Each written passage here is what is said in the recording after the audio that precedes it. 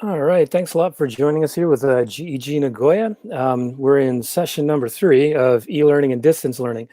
Normally, we like to give a little explanation about what Google Educator groups are and things like that, but we're going to skip that for now, but you can see where you can find us online. If I got that right there at www.gegnagoya.com, and we'll get our Twitter hashtags and that kind of thing in there. But what I'd like to do is really quickly just jump into the plan for today. So if you look in the comment box, hey, Mr. Thompson, good to see you. Have to respond to that one. So anyway, if you have questions or comments or even ideas, like I'm sure Christian Thompson there is going to have plenty of ideas, maybe we'll be able to get him on the broadcast if he wants to send an email to gegnagoya@gmail.com. But we're going to start right in. The slide deck tiny URL that you see, please try to access it and go down to the green. I'm going to share my screen with you here. And we're just going to go through the general, this is what we're going to do today. Hopefully we'll get through as much of it as we can.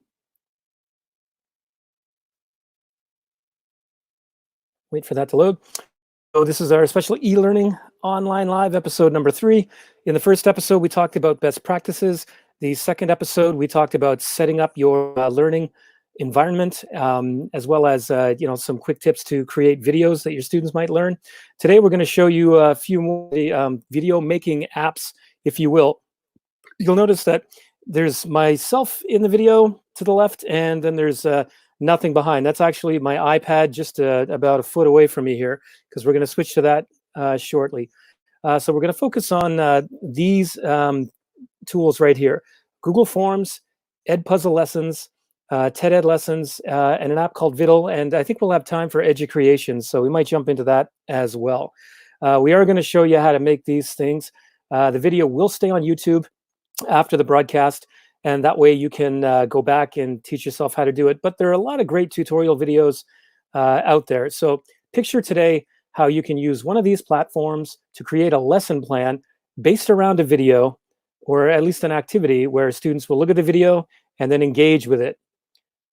So we're going to go through Google Forms, TED Ed lessons, EdPuzzle, Vissel. Sorry, the slides aren't updated. Flipgrid if we have time. And these lessons will be updated right after this broadcast. Sorry, there's only so much time in the day. So I'm going to stop sharing my slide deck with you right now. And we're going to go straight into the first one. We're going to go into Google Forms. We'll do this because Google Forms are pretty standard across G Suite, whether you have a school account or a private account. Anybody can do this. But the idea is we're going to look at video for Google Forms. So the first thing you're going to do is go to your Gmail account. So here I am in Gmail, and just very simply, I'm going to go up to my apps launcher, and I'm going to go down to Drive. Now, if you want, you could type in at the top forms.google.com and then create from there. But this is probably the more common way people access Google Forms. So now what we want to do is create a Google form. So if you look in the top left, you've got our plus button. Plus buttons are wonderful things in the world of Google. So we're going to click New. And then we're going to go down to this More. And that's where you're going to find Google Forms. So then we're going to, well, we could create from a template, but for this, it'd probably be easier to start with a blank form. So we're going to tap Blank Form. Wait for that to load for a moment. If I cut out, it's because the Wi-Fi is getting a bit spotty for some reason. It automatically sends you to the first question. I don't know why, but I'm going to give this a video in the classroom or not, because this is really for flipped learning or online learning. I'll tap up here where it says Untitled Form, and now I've got my title. Now, the first thing I might want to do is give a description, and it'd be something like, please watch. Actually, I would say, please read the questions first, and then respond. Oh, sorry, and then watch the vid, and then respond. Now, one thing I would normally do is also go up to my settings and collect the email address. And so I'm going to check collect email address, and I like to give response receipts. This means they're automatically going to get a notification that they did submit properly. If you're going to use it for summative assessment, or even formative perhaps, you might want to limit it to one response. That's up to you to decide. So I'm going to click save, and now there you go. So let's start with the questions. And to keep this going quickly, I'm just going to put question 1. And I'm going to choose my kind of question. If it's a multiple choice, you'll have your option 1, option 2, option 3, 4, 5, 6, 7 if you want. So I'm going to make this a required question. So I'll tap that there. And then I'm going to go up and add another question. This time, I'm just going to, again, for the sake of being quick, I'm going to type question 2. And this time, maybe I want to do a checkbox or a drop-down menu, or maybe even just a short answer, just one word, one phrase, or something like that. So now I've got my form set up, but I don't have my video. So what I want to do is go down here to where you see that video icon, YouTube, if you will, and I want you to tap on that. And so you see here now, you could do a search through YouTube. For example, if your video is on cats, you're going to get a range of the more popular cat videos, okay? We're not going to do that. We're going to search by URL because I've already chosen my video. This one from Common Sense Education. I highly recommend Common Sense Education. Lots of great stuff for teachers, for parents, for kids. You notice this playlist is for really teachers, for teacher strategies. So I'm going to paste my URL there, and then I'm going to select it if it is the right video. And so now I've got my video here. Now, my next thing really is just to send it. If you want, you can, change the color themes and things like that if you want to pretty it up just a little bit. But that's not the purpose of this this session right now. If you want to see what it looks like before you send it, you can click the eyeball button there, and there you'll get a preview of what it looks like. You'll more likely than not have a whole pile of different videos. I just noticed that this is here justified to the left. I don't like that because I'm anal retentive. So I'm going to actually watch this, a title to my video. And now I'm going to choose my alignment, and I'm going to put it in the center. If you want to change the video, by the way, you could do it right there. Center align. You can go back and see what that looks like. And now it's in the middle. Great, I love it. But I still haven't shared it with anybody. So I want to go back to where I was editing, and I'm going to click the send button. And then if I already have everybody's email addresses, like my own, I can type it in, pop it up, and then send it. If you want, you could even just copy the link by clicking copy. If you want to make it shorter, you can copy. If you want to embed it in a website or something, you could do that. And again, if you wanted to go to email, you can include it in the email. So when they get the email, they can just fill out the form right there, and off you go. Hey, Jeffrey Brown, it's good to see you.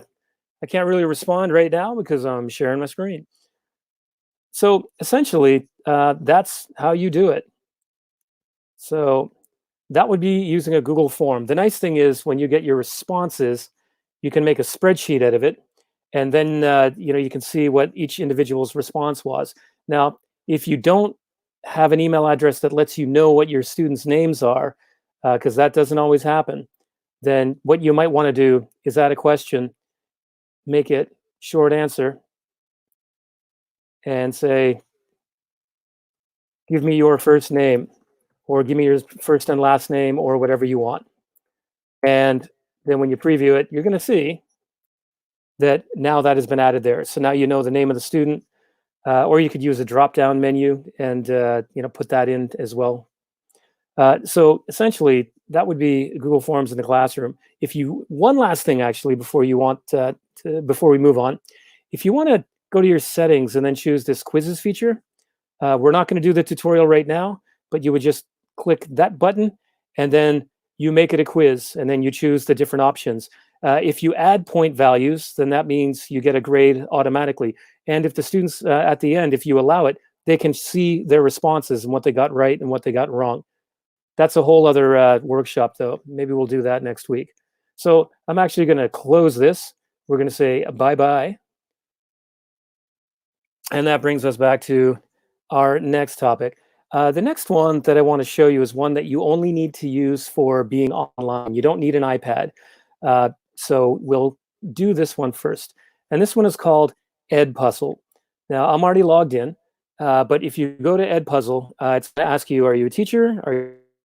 And so what you'll do is say, I'm a teacher, and then they'll get you to sign up. And then basically you have to set up classes. They will ask you to enter a school. So if nobody at your school uses it, you can just put your school name in and you should be fine. Now, what you're going to get is this home screen where it tells you what content is trending at the moment. You can see the names of people that have made different videos. But I want to use a video that I've selected for my purposes. It could be even a video that I made and put on YouTube, but I want to use it with this tool. Question is, what does this tool do? Well, I'm going to go down to My Content, and I'm going to tap here on the video that I selected. And if I click play here, I want you to notice there's a couple of things. I've got like a little mark here, and there's something that's going to happen around here. So if I tap play. Have you ever thrown a party, got your house all cleaned up and preserved? What a nightmare. I'm going to skip ahead. System for communicating. So I want to go back to a specific place here. The digital classroom as a natural. And I want you to think about the strategies that they give you in the next maybe minute or so. Okay, so you see what happened is, as the student watched the video, it automatically stopped at about 33 seconds, and I just gave them a prompt. I want you to watch in the next 2 minutes what happens. Now, because I'm logged into my account, I can kind of play around like this. Students won't be able to skip ahead. I'll show you how that works in a moment. But so after we've watched that prompt, what I've done towards this point in time, and if I click play here. Portfolio tool or a full-fledged LMS. It's great if you can have a one-stop shop. Now, what you're going to find is that it stops. And so you saw it stop there. And so basically, I've put in an open-ended question. I'm just going to put 1, 2, 3 for the sake of argument. I'm going to click submit. And essentially what happened is the student is required, they can't skip ahead, they're required to watch the video and then answer the prompt, and then they answer all the prompts. I'm going to click continue. And then the video continues on. Now with this video, I can assign it, which I've already done with my outside account. So I'm not going to click assign right that. I'll show you how that works in a moment. But I will go to my gradebook. Okay, so up here. Give that a moment to load. Oh, sorry, my bad. I'm going to go to my classes, actually.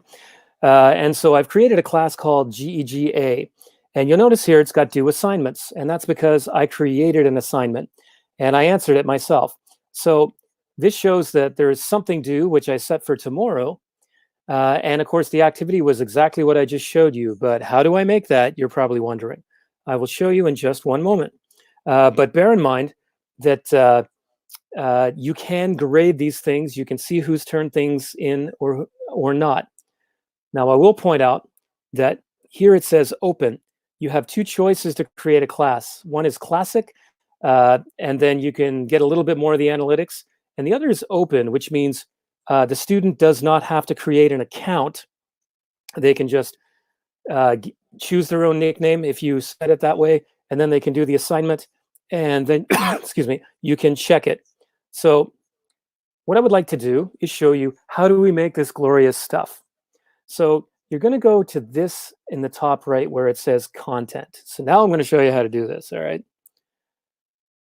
So what I want to do is go down here to the left where it says my content. Okay, so I'm going to tap on that. And so I think I want to create a new one. I've already made this. When the students see it, they can see that it has one question. It's got one voiceover. But I want to show you how to make a new one. So what I'm going to do is go to another video that I've chosen that we're going to use for this. Let me just copy that URL here. In fact, I'll do it this way.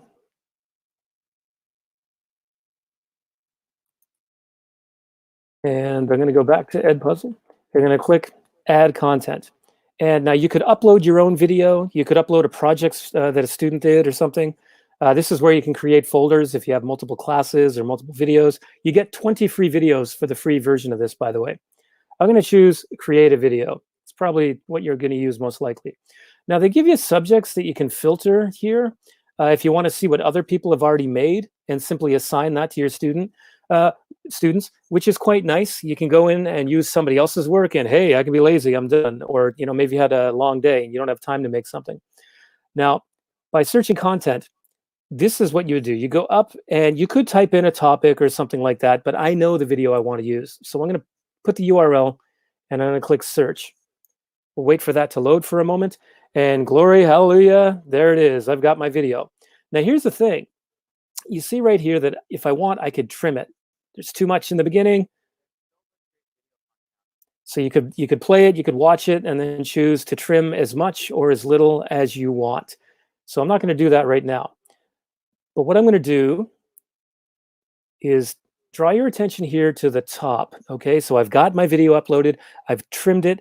No, you can't edit from the middle, unfortunately. Just cut off the nonsense at the beginning and the end. And here you notice we've got questions. You've got the choice of multiple choice, open-ended, or a specific note, okay, where there's an audio note or a written comment just to help students understand. And here we've got a voiceover, okay? I'm going to start with that. So I'm going to bring this to the place in the video that I want. Let's say I am 31 seconds into the video, okay? Maybe that's exactly where I want to pause and have the students think about something that's coming up. So I'll start recording. Okay, everyone, I would like you to think about what's coming up in the next 60 seconds, and you're going to notice they say something about how to use a green screen and lighting. What is it? And we wait for that to load. Okay, so now it's in there. I'm feeling good about that. So what I'm going to do now is go to my questions. And I'm going to take my cursor and I'm going to put it up here. And let's assume I'm going to go with a question because I don't want to take time actually thinking about this stuff right now. But I'm going to click open-ended question. And I'm going to type, what was it about green screening and lighting? And then that means the student can give an open response. Okay. And so I'm going to save that. Okay, so now I know I've got a couple of things in there. I've got a question prompt. I've got the open-ended question, so I can see here my events, my video events. At 31 seconds, there's a voiceover. At 1 minute and 23, I've got an open-ended question. I don't think I need to edit anymore. I could click continue and go, but I'm just going to finish. Okay, so now I've got my video the way that I want it, right? There's a voiceover in here somewhere, and then here there's a set of questions, okay? So, and notice here too that they've got 33 other versions of this video. Lovely, good to see that people like it. What I wanna do though is assign this video to my students. Now this is where I would come to, my content. In fact, let me show you that because it's already set up. I'm gonna go back to content. I'm gonna go to my content. And so see now this is my newest video. So I'm going to check that. And then at the bottom, you see I've got my different options, whether I want to edit it or move it or assign it, move it to another folder. Because if you have different classes, you might want different folders, one for grade 9 history, one for grade 10 history. I'm going to choose assign. Okay, so now I'm going to choose the start date. We can keep it at today as it is. I'm going to click a due date though. Let's say it's a longer video or it's a challenge. I want to make it due maybe on Monday. Give the little darlings a little more time. I'm going to go down here and be sure that I save it. Now you notice here I've got turning on closed captioning. The video I chose, you notice automatically has closed captioning. One thing, so I'm not going to put it on. One other thing though, it says prevent skipping right there. So I'm going to keep that on because I don't want the little darlings to skip. I want them to go through the whole video. Now I might have a list of classes here Maybe it's GEG Class A, GEG Class B. I only have the one class, so I'm going to tap that, and then I'm going to click Assign. So now I've got the students, I've got the questions, um, and so now if I want that I can send them a note. All right, so let me just go down here. Sorry. I'm going to click Share Assignment. Okay. Now let's assume my students don't have an account. So I'm going to tap, and I'm going to either put the embed code in my learning management system or my website or whatever you use. But for now, I'm just going to copy link. And I can tap out of that. And so what I would go do is just go to my Gmail. I'm going to email it lesson, which I'll try to type properly. Normally, of course, if I was emailing students, not myself, I would make it a little bit more formal. I have to change my screen here so I can see everything. All right. So now that's been emailed to myself. Let me just check the comments here. Hey, Janina, good to see you. So now I'm going to go back to EdPuzzle. Now we're gonna kind of end this there, but what's going to happen is in your gradebook, after the student has seen that email or a code, because you can send a code, they would join your class, and then they're going to see in your content. And oops, sorry, you're going to go to my classes. My apologies. So then you're going to see that the student has done their work. And of course, here is where you can see that for your other video, has the student done any work? Again, if you just tap on that video, then you can go down to share assignment. Of course, you can delete it if you want. And you're going to see the names of the students that appear here and their responses. So you will get that data. So apologies for not having a proper sample to show you, but I don't want to go to my school account because you're going to see a load of names and faces and things. So I'm going to log out. As I do, you see that I got 2 of 2 stored videos done, so I could go back and delete those, and then I have more space. But it's a pretty cool little tool. You might want to buy it if you find you use it a lot. So we'll log out of that one, and we're going to put EdPuzzle to bed. So Flipgrid, I think we'll come back to a little bit later. We're going to go to TED Ed as I kind of wet my whistle here. Now, I think a lot of teachers don't realize that TED, as in TED Talks, they've got a really great student program. And a little plug, if you would like to start your own TED Ed club at your school, they have an official program. It's called TED Ed Student Talks. Send an email to gegnagoya@gmail.com, and we'll tell you how you can get involved with that. So now to create a TED Ed lesson, the cool thing is you can create your own lesson using any video on YouTube, and then you can create your questions and prompts and that kind of thing. If it's a longer video, it's going to be a longer lesson. Here's some examples of some people that have created their own lessons. And yes, you could just use those as well by copying their lesson. But we're going to create one. So what I'm going to do is sign in. Give me a moment here.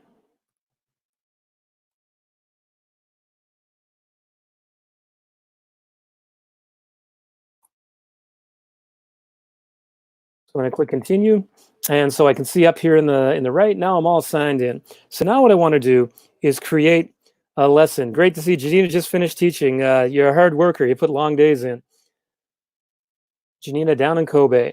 So here's where I can post a URL or the name of a video, or as you can see, you can search for a video. Like I told you, I know what video I want to use, so I'm just going to go in here and I'm going to copy that URL. I'm going to go back to my TED Ed lessons. I'm going to paste it in there. I'm going to enter it. And because I put the URL in, there it is. 3 great tips for formative assessment. I've got the video that I want. And of course, I've watched it before. And there's a confirmation that it is the video I want. So I'm going to click continue.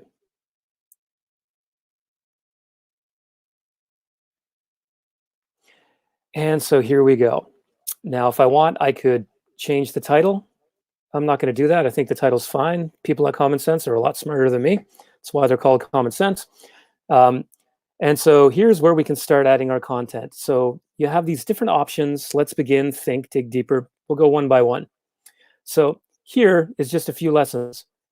Please view this and think about the big picture.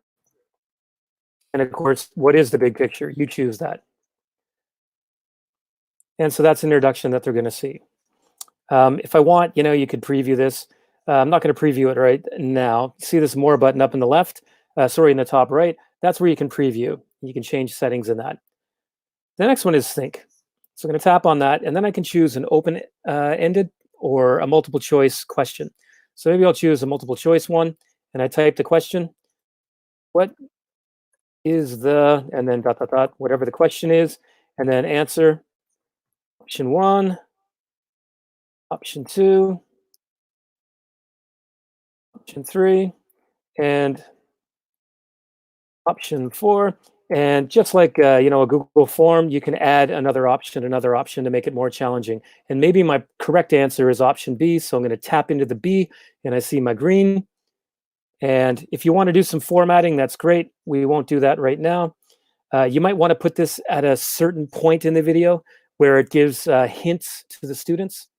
Otherwise, I'm going to save that. Remember, you can place those questions, where there's a hint. Hint: this answer starts around 2:30 of the video, or 1:30, since it's only a short video. So I'm going to save that. Now I can add another and another and another and another. So you can add a series of questions here. This is where that questioning kind of gets in there. But if you go to dig deeper, then you can give some more information. So we thought about what do you feel about and then you click save. So now the students are thinking about that, right? The next thing you would do is click discuss, and then you give a provocation. And then, of course, you could add a description. And then you save it. So this gets a little bit more thinking going on, right? So you click save. And if I want, I can add another provocation, add another provocation. So then I click and finally. And so these will be closing thoughts. Next time we'll extend our learning with ... Or maybe in here you want to post a link to a newspaper article or another video that they could look at. And then that just kind of drives thinking a little bit more. Now I'm going to click save. So now I'm going to bring you back up here because this is not live yet, okay? Something I didn't show you is that you could crop the video here, or you could even change it if you want. We had to click publish, but just to point out, we've got here where you can adjust your settings. You can view the summary of responses. And then here, there is publish. So I'm going to click publish. And voila. Now it's public. However, you have the choice here to choose require students to use TED Ed accounts. That means they all have to create an account and log in, and then the responses are saved. If you click don't require students to use a TED Ed account, which is probably more common, that's what I do actually. Students can create a simple nickname to identify who they are on your lesson page. So, and just tell them to use like their initials or a safe name or something like that. So then you're going to click share your lesson. And now you have the option. You can send it via email, and then, so you would copy and paste the email to the people here, and then you would have your message, and off it goes. Obviously, you got social media. Maybe you share it online. Here, I'm going to copy the link. So I copy the clipboard. And so I'll open up a new thing here, and I'm going to paste it. And so this is what the student sees, right? So they have this, a lesson created by Nathan Geldart. Hey, that's me, using the lesson creator. So what they would do is tap on each thing after watching the video, ideally. I'm going to click option B, and I'm going to save my answer. Correct, all done. So they go to the next section. And you see we're now automatically at dig deeper. And I only put one prompt in here. You could have had other ones, of course. and there is no place to answer questions, so you go to the next section. And that's the discuss. The nice thing about this is I'm the first one here, so I'm going to click start a discussion. I think da da da da da. And then there's this optional explanation. You notice there is a character limit.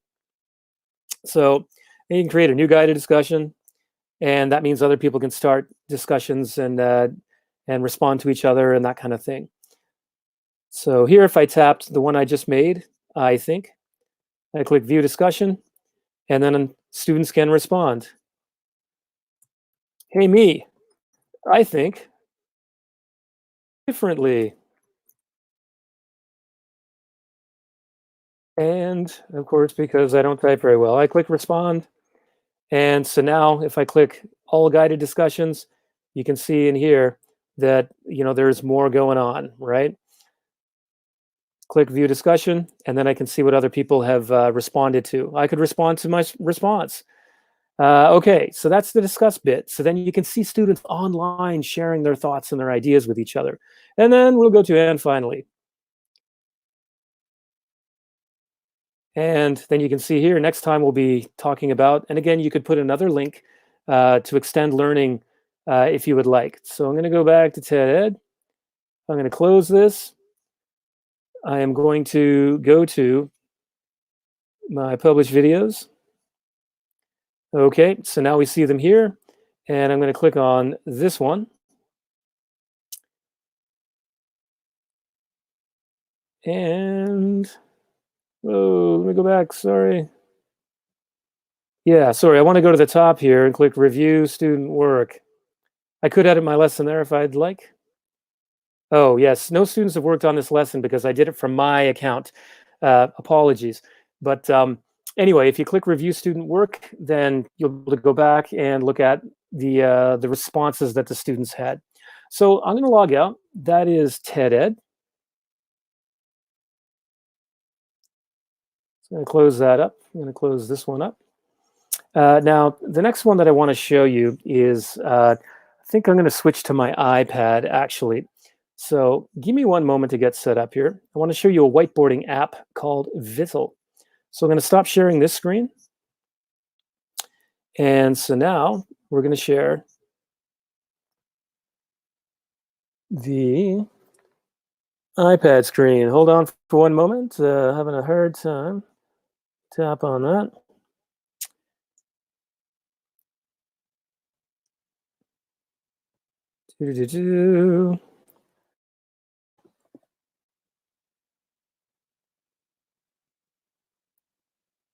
The mic's muted there. Hold on one sec.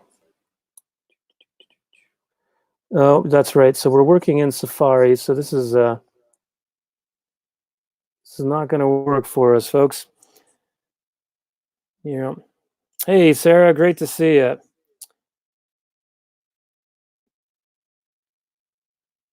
Give me one moment, folks, so I can jump somehow here to my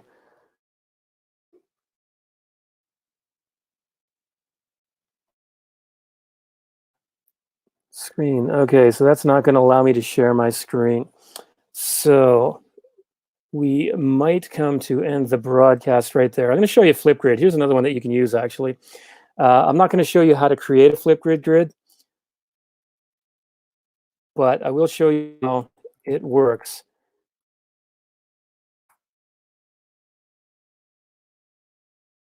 See, when you troubleshoot with one person on online, it doesn't really work very well. So let me go back and see that I am sharing my screen. Okay, Flipgrid, this is a crazy popular app right now. It's owned by Microsoft. It's completely free. But essentially, when you get a Flipgrid account, you create what's called a series of grids. I've got 4 in here. So each of these are a grid. And within each grid, I can have smaller topics. So learning light bulbs is the one that I use for my professional learning. I've had a few videos, so I'll tap on that. So after I've created a grid, now I've got topics that I've created. So for example, we've had feedback from a TED Ed club. Pretty safe to use this one. So I'm going to tap on this. And so what I've done is created this, this grid that I can share with people with a code. So there's my URL that I can give to them. Or if I want, I could use a QR code. But what happens is here are different videos. So I've got students' videos that they have uploaded. You can either upload a video, or what you can do is have a video. You can take a video of yourself right now. So we see we have a moderated grid right here, which means I myself, as the owner of the grid, I'm the only one that can allow it to be public. So, for example, if I wanted to give a response, I'm going to give a response myself. I just click record and log in with Google. Hopefully this is going to work.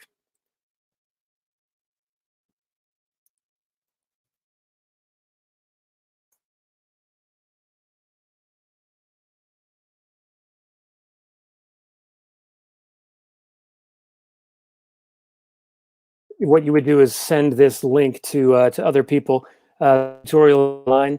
So you can, now I can see my screen here. So I've looked at the prompt that's in the grid. That one you saw was about TED Talks, say something about TED. And this is my response to the overall prompt. You can actually look at specific videos and reply to them as well.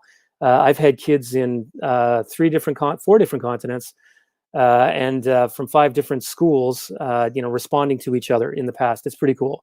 So all I do is click record. You see how easy it was to get in there. Normally, if you make it an open grid, you don't have to log in. Hey, we're talking about video tools you might be able to use when your schools are closed because of coronavirus. We talked about TED Ed, and these videos are about TED Ed as well. I could go on for a limited time, 2 minutes, 3 minutes. There is no unlimited video in Flipgrid, but you as the teacher can set the length that people can respond, which is nice because long-winded people like me will take the whole 5 minutes if you get it. So I pause that. If I want to record a little bit more, I can. I wasn't finished yet because I'm long-winded. We're going to pause that, and I'm going to hit next.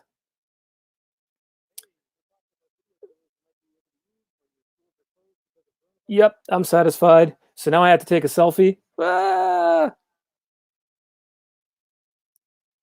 And then I click next. There are other things you can do. You add little stickers and things if you want, sticky notes. You have to learn about the app a little bit. So now it's processing. This won't take time simply because it's a short video. Thanks, Sarah. Want to share with you, Sarah? I might bring you into the conversation here. Sarah, can you do me a favor and just dig up how to share your iPad in StreamYard? Haven't done that before. All right, so here you got your display name. You could give a type and then anything that you want, but I'm just going to submit the video. Congrats, Nate G. It's there. I can see my video to a direct link.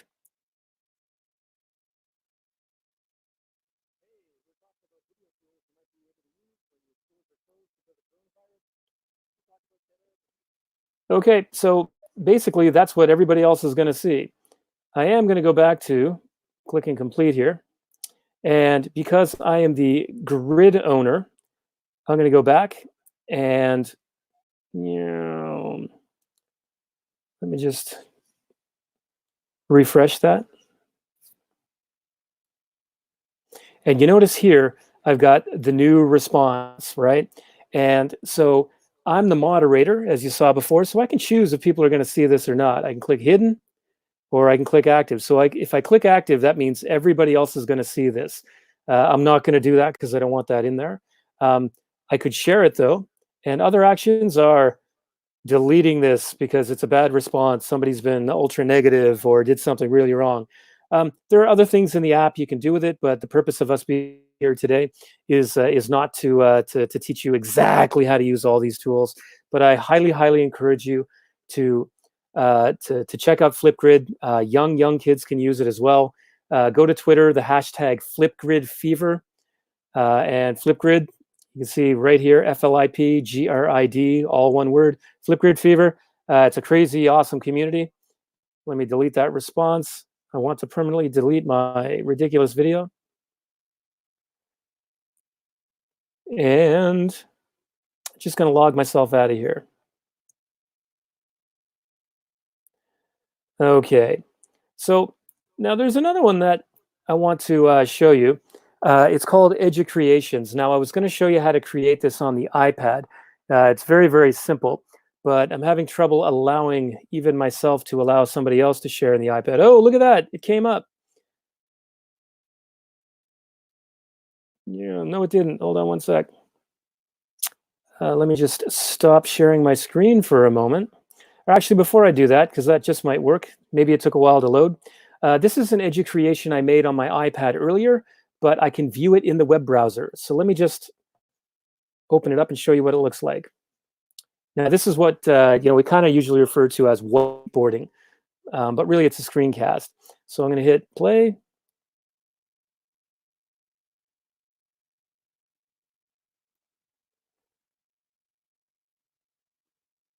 Okay, so now I've just quickly thrown that together, but basically you can see I can take an image, a picture, or even just a white board and create anything with it. So I can create separate classes for separate videos, and I can create separate lessons, like a new one, for example.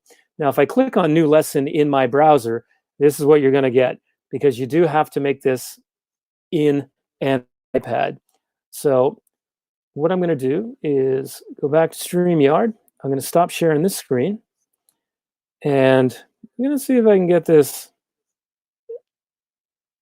No, the iPad, we're not going to be able to share that, unfortunately. Yeah, you just see me kind of pop out there.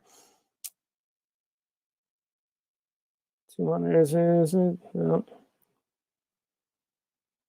Okay. Thank you very much, Sarah, having a look for how to share with an iPad. Memory serves that we've had this before. However, I am going to try. Look at that. That's kind of cool. I am going to try to figure that out. I probably would be able to connect my iPad to my computer, but there are. Sarah Sutter told me about Skitch. Maybe Sarah put Skitch. That was one I was looking at today. That looks pretty good. But we are at about 40, almost 45 minutes in. So I think what we're going to do is kind of end the broadcast in a moment. But if we can put the SKITCH, you could Google that. It's another online tool where you can annotate images and I assume videos and things. So another good tool. In fact, maybe what I will do is very quickly, I'm going to type that in. I'm going to throw it in the browser.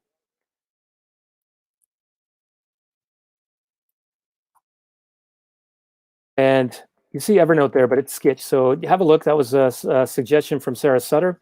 One last thing I am going to do before we go is, again, throw in the tiny URL for the slide deck I used today. And so the tools that I showed you, you'll be able to go to direct links to the different tools. So we'll link those in for you, and then you can check them out yourself. But again, today we had a look at TED-Ed. We had a look at EdiePuzzle, very cool tool. Let's see, we looked at EdieCreations, and we also talked about using Google Forms with a video, and of course, then getting the responses from them. So a lot of cool stuff out there. Maybe in another broadcast, not tomorrow, won't be online tomorrow, but we'll put out some of these whiteboarding apps that you can use with the iPad. A lot of really cool stuff. We'll link them in there tonight so you can look at them and check them out yourself. So thanks for everybody tuning in. Sarah says both Windows and Mac work with Skitch. Fantastic. We will say thank you again. You see us www.geegnagoya.com. Also, though, if you want to find us on Twitter, use the hashtag #GeegNagoya or @GeegNagoya. And we like to throw a lot of good ideas out there. Not sure if we're going to do another broadcast soon with regards to e-learning. But in April, we're going to have another roughly 45 minutes, hour-long broadcast. So keep your eyes out on social media as well as our website and our YouTube channel. So good luck with everybody with your distance learning or e-learning or online learning, whatever you keep an eye out. We'll probably have a couple more videos for you that might help you out. Thanks very much. Take care, everyone.